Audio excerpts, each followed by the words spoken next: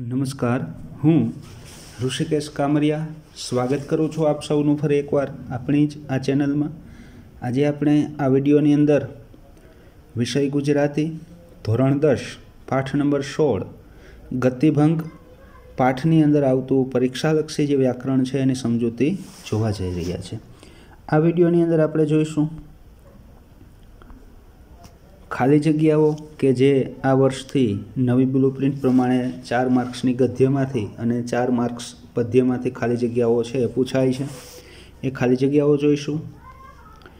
એક વાક્યની અંદર ઉત્તર, જોડણી, પ્રત્યય, ધ્વનિ શ્રેણી, સંધિ, સમાસ, વાક્ય પરિવર્તન, અલંકાર, વિરુદ્ધાર્થી શબ્દો, સમાનાર્થી શબ્દો, તળપદા શબ્દો, કહેવત, શબ્દ સમૂહ માટે એક શબ્દ, રૂઢિપ્રયોગનો અર્થ, ક્રિયા વિશેષણ અને તેના પ્રકાર, સંજ્ઞા અને તેના પ્રકાર, વિશેષણ અને તેના પ્રકાર। આ દરેક વ્યાકરણના મુદ્દાની ચર્ચા ગતિભંગ પાઠમાં જે મુદ્દાઓ આવે છે એ આપણે જોવાના છે। વિડીયોની શરૂઆત કરીએ પહેલાં આપ આ ચેનલમાં નવા હો, ચેનલને હજી સુધી સબસ્ક્રાઈબ ન કરી હોય તો ચેનલને સબસ્ક્રાઈબ કરો, બાજુમાં રહેલ બેલ આઇકનને પ્રેસ કરો કે જેથી કરી આવનારા આવા નવા વિડીયોનું નોટિફિકેશન આપને મળતું રહે। વિડીયોને ચોક્કસથી લાઈક કરો અને તમારા મિત્ર પરિવારને શેર કરો। તો વધુ સમય ન રહેતા જોઈએ પાઠ નંબર 16 ગતિભંગ અને તેમાં આવતું વ્યાકરણ સમજૂતી। તો સૌપ્રથમ જોઈએ આપણે ખાલી જગ્યા પૂરો કે જે આ વર્ષથી જ નવી બ્લુપ્રિન્ટ મુજબ છે એ અમલમાં આવી છે।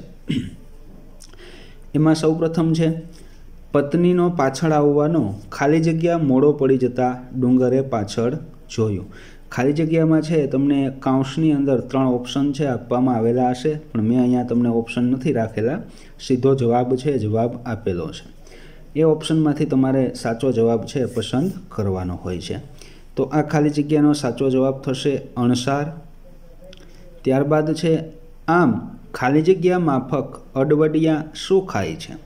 તો એનો સાચો જવાબ થશે ગાંડાની માફક। ત્યારબાદ છે આંગળાની ખાલી જગ્યા જેવી જ છાપ, તો એનો ખાલી જગ્યામાં જવાબ આવશે બોર જેવી જ છાપ। પત્ની પ્રત્યે ખાલી જગ્યા બોલ પતિએ કાઢ્યો, તો એનો જવાબ થશે સહાનુભૂતિનો।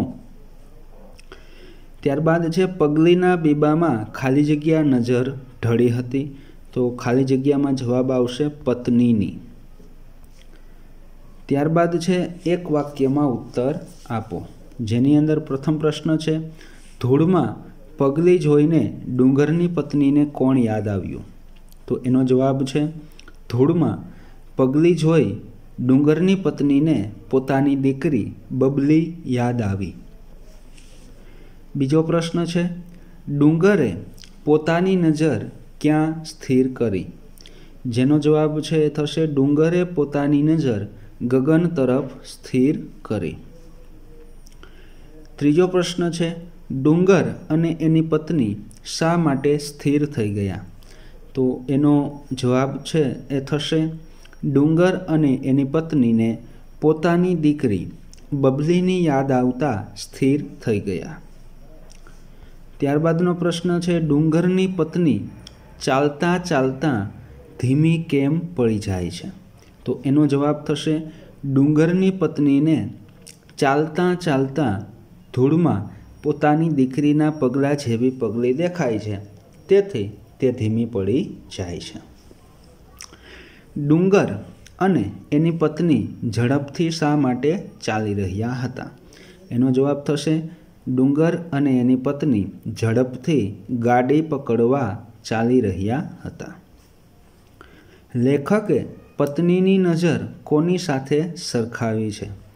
તો એનો જવાબ થશે લેખકે પત્નીની નજરને પીંછી સાથે સરખાવી છે। ત્યારબાદ છે ડુંગરે પાછળ કેમ જોયું? તો એનો જવાબ થશે પત્ની પાછળ રહી ગઈ હતી તેથી ડુંગરે પાછળ જોયું. ડુંગરની પત્નીને હૈયે શું જડાઈ ગયું હતું? એનો જવાબ થશે ડુંગરની પત્નીના હૈયે મૃત બબલીની પગલીઓ જડાઈ ગઈ હતી. ત્યારબાદનો પ્રશ્ન છે ડુંગર અને એની પત્ની કયા સ્ટેશને જતા હતા? ક્યારે સ્ટેશને જતા હતા એટલે કે સાંજના સમયે સ્ટેશને જતા હતા. આકાશ તરફ મોં રાખીને ઊભા રહેલા ડુંગરને જોઈને કોણ સાવધ થઈ ગયું? એનો જવાબ છે થશે ડુંગરની પત્ની. ત્યારબાદ સાચી જોડણી જેમાં પત્ની, અડવડિયા, ગુસ્સો, દિવસ, અંધારું, પીંછી, ઘાટીલી, સ્મૃતિ, સહાનુભૂતિ, સ્થિર, ગતિભંગ, ધીમી. ત્યારબાદ છે પ્રત્યય ઓળખાવો જેની અંદર જોઈએ તો અણસાર, તો એમાં પ્રત્યય થશે પૂર્વ પ્રત્યય. અણ છે એ પૂર્વે લાગેલો છે એટલે પૂર્વ પ્રત્યય બનશે. ત્યારબાદ છે ભાવ આરાદ્ર, તો એમાં થશે ભાવાર્દ્રમાં પર પ્રત્યય આર્દ્ર છે એ પર પ્રત્યય તરીકે લાગ્યું છે. સહાનુભૂતિ, તો સહ વત્તા અનુભૂતિ એટલે કે સહ છે એ પૂર્વ પ્રત્યયમાં લાગેલો છે. ત્યારબાદ ધ્વનિ શ્રેણી જેની અંદર જોઈએ તો પત્ની જેના સ્વર અને વ્યંજન છે એ છૂટા પડશે પ વત્તા અ વત્તા ત વત્તા ન વત્તા ઈ. ત્યારબાદ પ્રયત્ન જેના સ્વર અને વ્યંજન છે એ છૂટા પડશે પ વત્તા ર વત્તા અ વત્તા ય વત્તા અ વત્તા ત વત્તા ન વત્તા અ. ત્યારબાદ છે ભાવાર્દ્ર જેના સ્વર અને વ્યંજન જોઈએ તો ભ વત્તા આ વત્તા વ વત્તા આ વત્તા ર વત્તા દ વત્તા ર વત્તા અ. ત્યારબાદ છે ગતિભંગ જેના સ્વર અને વ્યંજન થશે ગ વત્તા અ વત્તા ત વત્તા ઈ વત્તા ભ વત્તા અ વત્તા ન વત્તા ગ વત્તા અ. ત્યારબાદ સ્થિર જેના સ્વર અને વ્યંજન છે એ થશે સ વત્તા થ વત્તા ઈ વત્તા ર. ત્યારબાદ છે સ્મૃતિ જેના સ્વર વ્યંજન થશે સ વત્તા મ વત્તા રૂ વત્તા ત વત્તા ઈ. ત્યારબાદ સંધિ છોડો જેની અંદર પ્રથમ શબ્દ છે ભાવાર્દ્ર જેનો સંધિ વિગ્રહ થશે ભાવ વત્તા આર્દ્ર. ત્યારબાદ સહાનુભૂતિ જેની સંધિ છૂટી પડશે સહ વત્તા અનુભૂતિ. ત્યારબાદ છે સમાસ ઓળખાવો જેની અંદર પતિ પત્ની જેનો વિગ્રહ થશે પતિ અને પત્ની અને સમાસ છે એ થશે દ્વંદ્વ સમાસ. ત્યારબાદ છે વાક્ય પરિવર્તન કર્તરી કર્મણી ભાવે અને પ્રેરક વાક્યો છે એનું પરિવર્તન. તો એમાં આપણે જોઈએ પત્ની આંગળીનો છેડો છેક જમીન પાસે લઈ ગઈ. એનું આપણે પ્રેરક વાક્ય છે બનાવવાનું છે તો એનો જવાબ થશે ડુંગર એની પત્નીની આંગળીનો છેડો છેક જમીન પાસે લઈ ગયો. બીજું વાક્ય છે પત્ની આગળ ચાલી. પ્રેરક વાક્ય બનાવો. તો એનો જવાબ થશે એણે પત્નીને આગળ ચલાવી. ડુંગરની પત્ની બેસી પડી. પ્રેરક વાક્ય બનાવો. તો એનો જવાબ થશે ડુંગરે પત્નીને બેસાડી દીધી. ત્યારબાદ છે ડુંગર એકવાર પત્નીના મુખ સામે જોઈ રહ્યો. કર્મણી વાક્ય બનાવો, જેમાં ડુંગરથી એકવાર પત્નીના મુખ સામે જોઈ રહેવાયું. પછીનું વાક્ય છે બબલી આગળ દોડી જતી. કર્મણી વાક્ય બનાવો. તો એનું જવાબ છે થશે બબલીથી આગળ દોડી જવાતું. પછીનું છે પત્ની કશું બોલી નહીં. ભાવે વાક્ય બનાવો. એનો જવાબ છે પત્નીથી કશું જ બોલાયું નહીં. ત્યારબાદ છે ડુંગર પત્નીના મુખ સામે જોયું.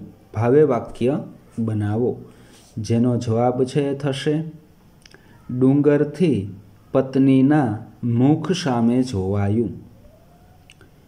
8મું વાક્ય ડુંગરની પત્ની બેસી પડી તે બેસી જ પડી. ભાવે વાક્ય બનાવો. તો એનો જવાબ થશે મિત્રો ડુંગરની પત્નીથી બેસી પડાયું તે બેસી જ પડાયું. ત્યારબાદ છે ડુંગરથી રાજપુર સ્ટેશને જવાયું. કર્તરી વાક્ય બનાવો. એનો જવાબ થશે ડુંગર રાજપુર સ્ટેશને ગયો. ત્યારબાદ છે અલંકાર ઓળખાવો, જેની અંદર પ્રથમ છે પગલીના બીબામાં પત્નીની નજર ઢળી હતી. તો એનો અલંકાર થશે રૂપક. ત્યારબાદ આંગળાના બોર જેવી છાપ, જેનો અલંકાર છે થશે ઉપમા અલંકાર. ત્યારબાદ છે આપણી બબલીની પગલી જ જાણે. તો એનો અલંકાર છે થશે ઉત્પ્રેક્ષા અલંકાર. ત્યારબાદ છે ભાવાર્દ્ર બનીને એ તો નજરની પીંછીને ધૂળ ઉપર પસવારી રહી હતી. તો નજરરૂપી પીંછી એટલે કે રૂપક અલંકાર છે વાક્યમાં થશે. ત્યારબાદ છે વિરુદ્ધાર્થી શબ્દો, જેમાં જોઈએ સાવધ, તો એમાં થશે ગાફેલ. સ્મૃતિ, જેનો વિરોધી થશે વિસ્મૃતિ. આથમવું, જેનો વિરુદ્ધાર્થી થશે ઉગવું. ઘાટીલું, જેનો વિરુદ્ધાર્થી થશે બેડોળ. ત્યારબાદ સમાનાર્થી શબ્દો, જેની અંદર સૌપ્રથમ છે જન, એના સમાનાર્થી શબ્દ થશે માણસ, મનુષ્ય. અણસાર, જેનો સમાનાર્થી થશે ઈશારો, સંકેત. પછી છે વેગ, જેનો સમાનાર્થી થશે ગતિ, ઝડપ. સ્મૃતિ, જેનો સમાનાર્થી થશે યાદગીરી કે સંસ્મરણો.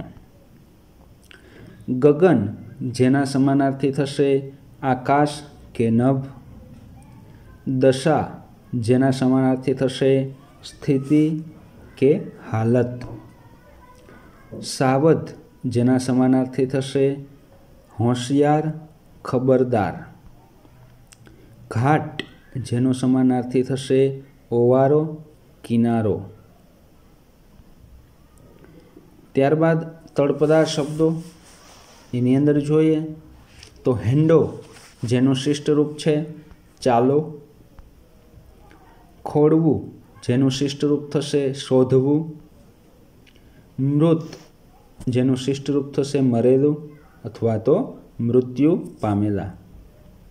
ત્યારબાદ છે કહેવતનો અર્થ આપો, જેમાં એક કહેવત આપેલી છે નહીં ઘરના કે નહીં ઘાટના, જેનો અર્થ થશે ન આ બાજુના કે ન તે બાજુના. ત્યારબાદ છે શબ્દ સમૂહ માટે એક શબ્દ આપો, જેની અંદર છે ભાવથી વિભોર થયેલું, જેને કહેવાય ભાવાર્દ્ર અથવા તો ભાવ વિભોર. અસ્ત પામવું, જેના માટે એક શબ્દ છે આથમવું.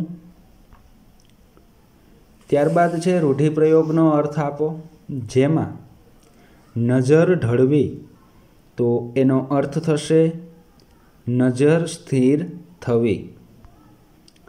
અડવડિયું ખાવું જેનો અર્થ થશે લથડિયું ખાવું.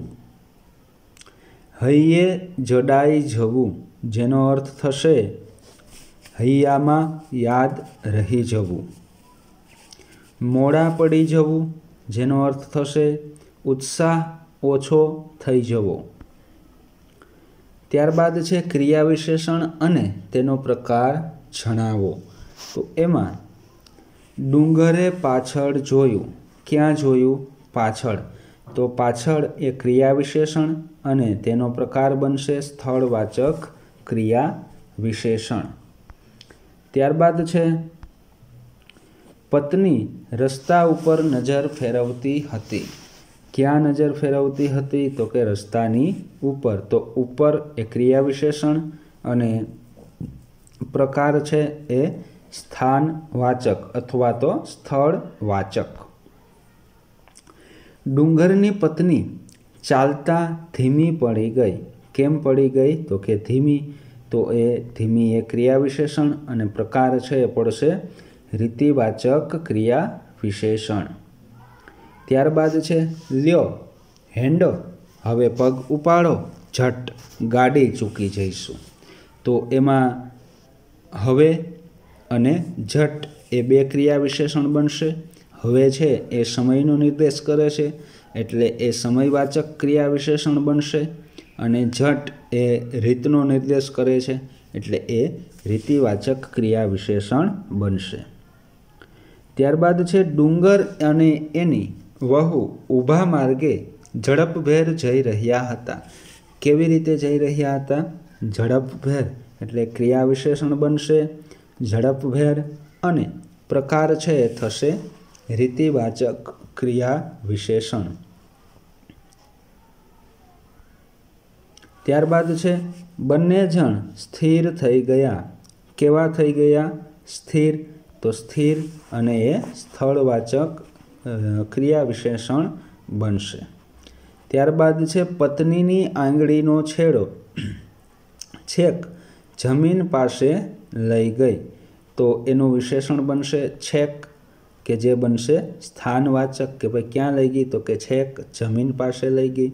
તો એ છેક એ ક્રિયા વિશેષણ બનશે અને પ્રકાર છે સ્થાનવાચક અથવા સ્થળવાચક. થોડા ડગલા ચાલ્યા પછી વળી એનો વેગ મંદ પડી ગયો. તો અહીંયા કેટલા ડગલા? તો કે થોડા. અને કેમ પડી ગયો? તો કે મંદ પડી ગયો. તો બે ક્રિયા વિશેષણ છે બનશે. થોડા છે એ તો કે માત્રાસૂચક ક્રિયા વિશેષણ છે અને મંદ છે એ રીતિવાચક ક્રિયા વિશેષણ છે. ત્યારબાદ છે સંજ્ઞા અને એનો પ્રકાર જણાવો. તો એમાં સૌપ્રથમ છે ધૂળ. તો એ સંજ્ઞા થશે એ દ્રવ્યવાચક સંજ્ઞા.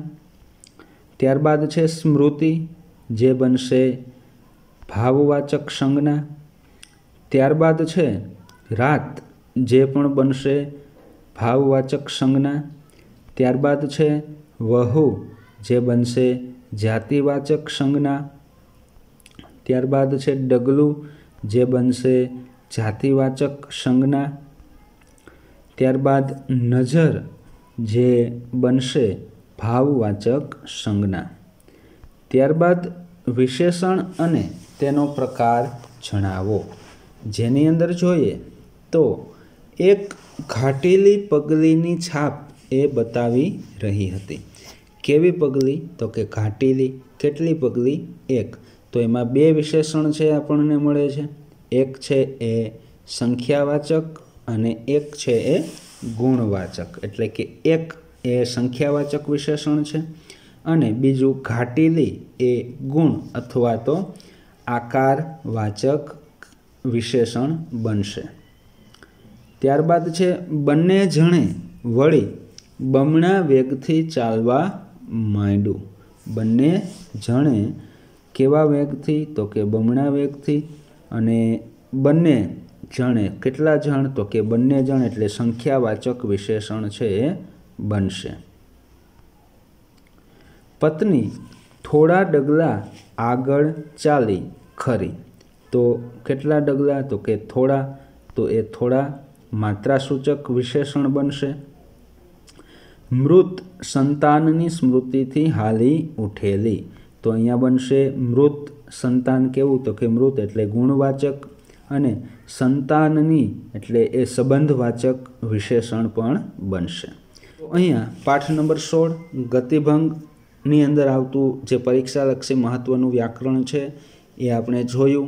जो आपने आ विडियो पसंद पड्यो होय तो विडियोने चोक्कसथी लाइक करो। चेनल ने सब्सक्राइब न करी होय तो चेनल ने जरूरथी सब्सक्राइब करो अने तमारा मित्र परिवार ने शेर करो। अस्तु। जय हिंद। वंदे मातरम। आवजो।